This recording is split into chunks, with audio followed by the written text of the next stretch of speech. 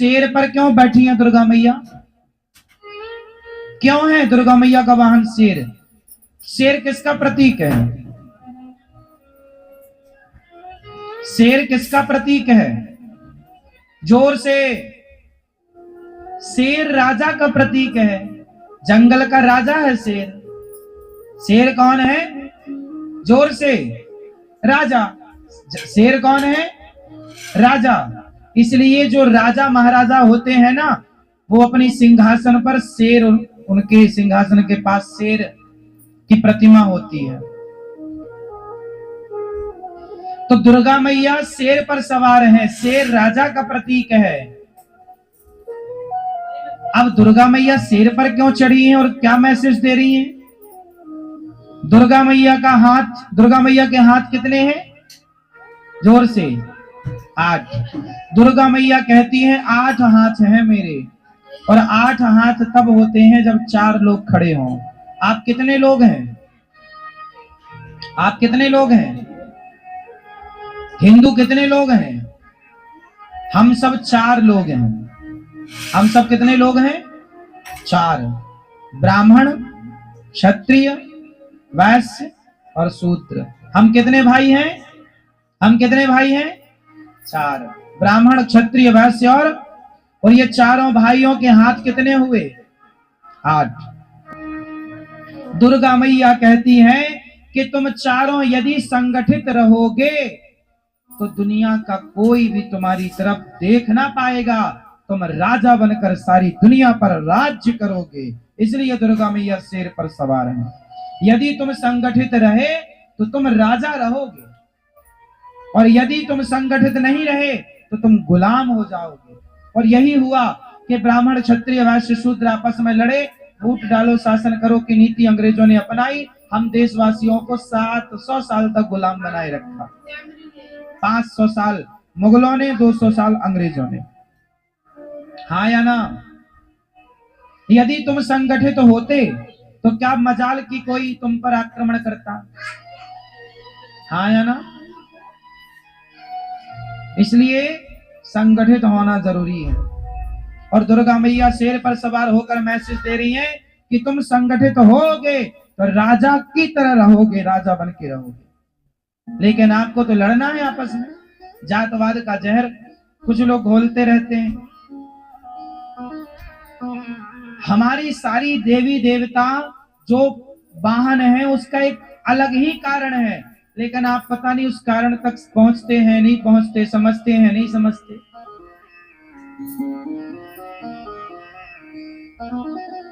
माता सरस्वती का वाहन क्या है? मैया, माता सरस्वती का वाहन क्या है?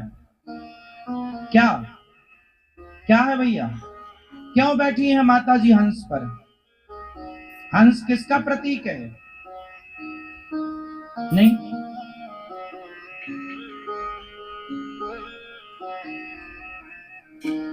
हंस का स्वभाव होता है कि वो दूध और पानी मिक्स करके रखने से वो दूध दूध पीता है और पानी पानी छोड़ देता है। तो हंस किसका प्रतीक हुआ? सार को ग्रहण करने का प्रतीक हंस है। सार सार को गही लहे, थोथा दे उड़ाए। तो हंस जो है वो दूध पीता है, पानी छोड़ देता है। तो सरस्वती माँ बैठ गई हंस पर, समाज को मैसेज दिया कि विद्या वही सफल है, बुद्धिमान वही है जो सार सार को ग्रहण कर ले, असार को छोड़ दे। विद्वान वही है जो सार को ग्रहण करे। मेरी अच्छाइयां ग्रहण कर लो, मेरी बुराइयां छोड़ दो। लेकिन जमाना अच्छाइयां कम ग्रहण करता है, बुराइयां पूरी।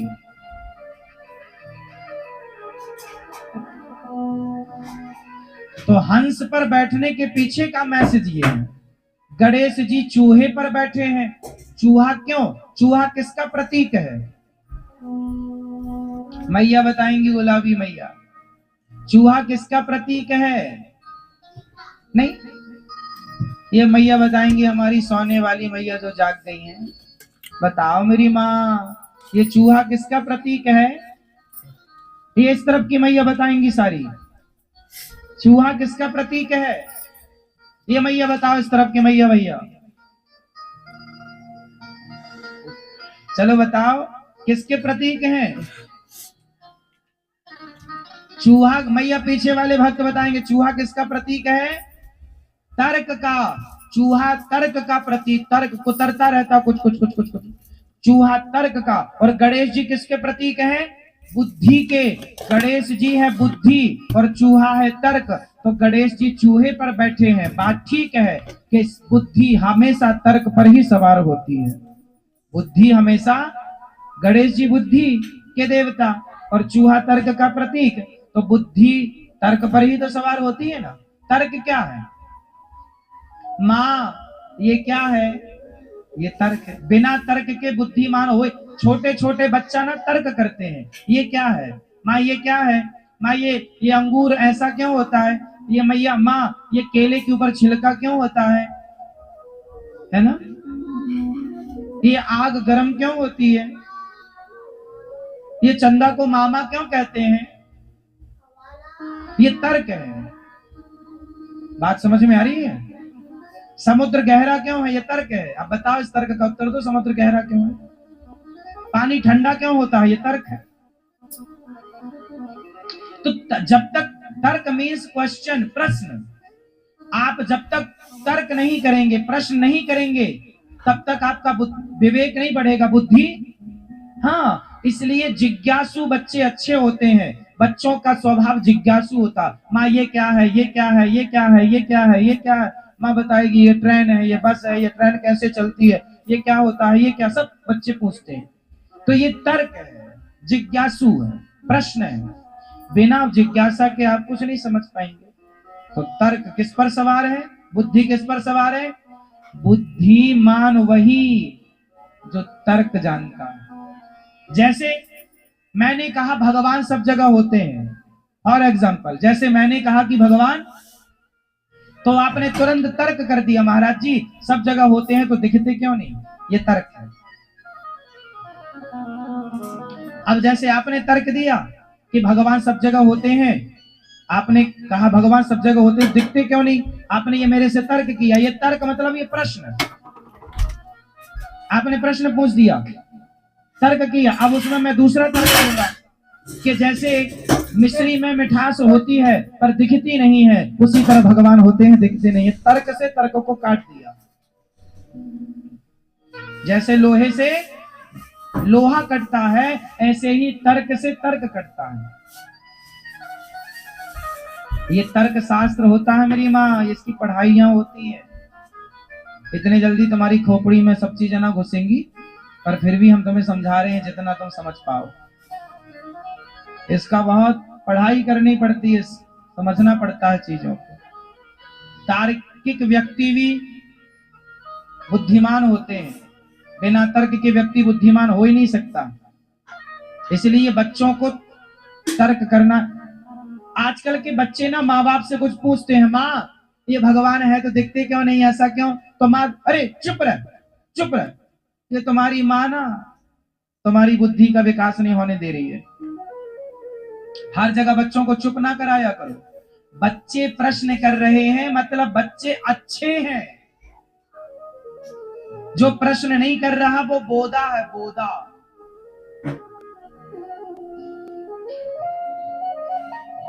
झंडू बाम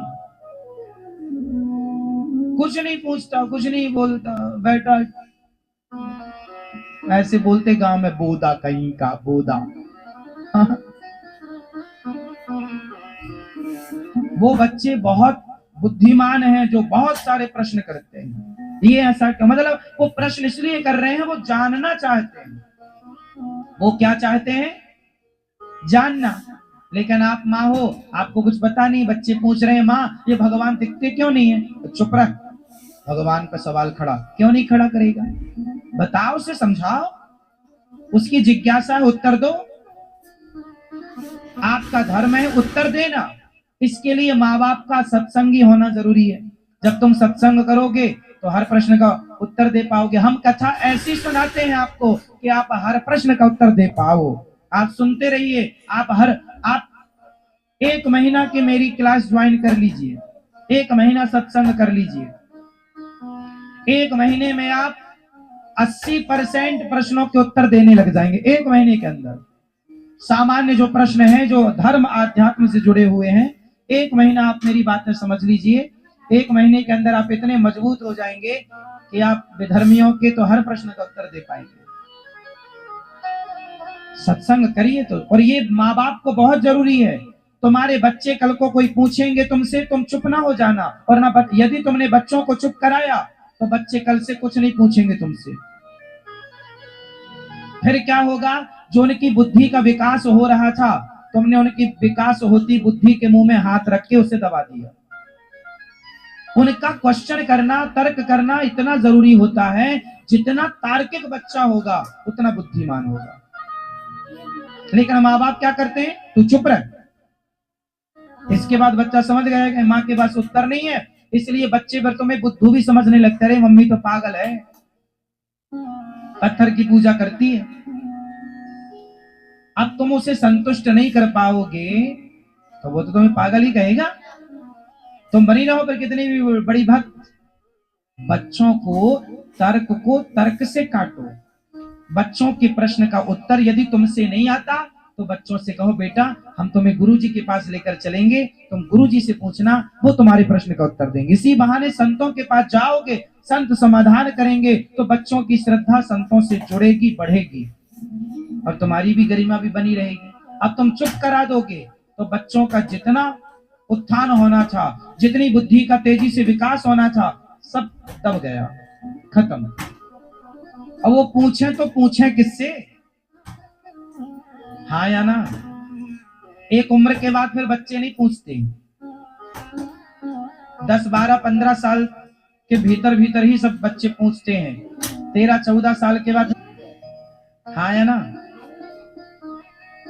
ये बात सही है कि गलत है?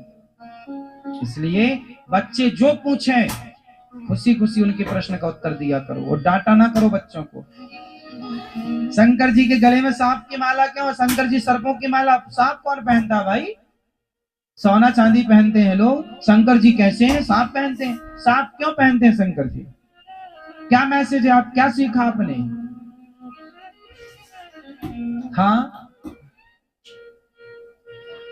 शंकर जी मैया, शंकर जी सांप की माला क्यों पहने हैं मेरी माँ? नहीं मालूम?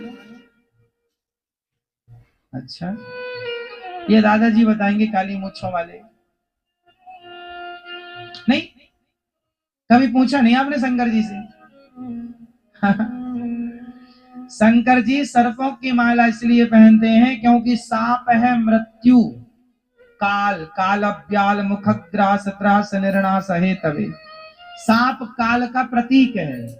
जैसे धर्म का प्रतीक नंदी है, ऐसे काल का प्रतीक कौन है? सांप किसका प्रतीक है? मृत्यु का। भाई सांप दिख जाए मतलब मृत्यु ही मानो। ये दूर रहो तो ठीक है, वरना डस लेगा तो मृत्यु है। तो सांप मतलब काल, काल मतलब मृत्यु। तो शंकर जी ने काल को गले में लटका रखा है। मानो शंकर जी ने कहा है कि अपनी मौत को सदा याद रखना चाहिए कि तुम्हें मरना है। जो अपनी मृत्यु को सदा याद रखेगा वो कभी पाप नहीं करेगा। पाप वो करते हैं जो अपनी मृत्यु को। अच्छा एक बात बताओ, यदि आपको पता लग जाए कि आप 1 घंटे बाद मर जाएंगे तो फिर आप उस 1 घंटे में क्या क्या करेंगे? झगड़ा करोगे अपनी पत्नी और पति से? मैया, करोगे झगड़ा? एक शराबी डॉक्टर के पास आ, देखो मौत का कितना बड़ा खौफ है, मृत्यु का कितना बड़ा। आप किसी से कह दीजिए कि तुम मर जाओगे 2 दिन बाद, तो वो 2 दिन में सारी जिंदगी में जितना बढ़िया ना हो पाया वो 2 दिन में बढ़िया हो जाएगा। हाँ या ना? एक डॉक्टर के पास एक शराबी चला गया। डॉक्टर साहब देखो जरा हम बीमार क्यों हैं, नशे में गया। डॉक्टर साहब ने कहा सुनो, एक्सरे वगैरह किया, उसका चेकअप किया। डॉक्टर ने बताया कि तुम्हारा पेट में किडनी गुर्दा लीवर सब खत्म हो चुका है, तुम 5 दिन के अंदर मर जाओगे। और जैसे ही डॉक्टर ने कहा उसकी शराब उतर गई। डॉक्टर ने ठीक बोल दिया कि भाई कुछ नहीं बचा अंदर, तुम्हारा चेकअप सब कर लिया, 5 दिन में तुम मरने वाले हो, ज्यादा से ज्यादा 5 दिन, बल्कि 4 दिन। अब तो शराबी की शराब उतर गई। अब उसे कुछ समझ ही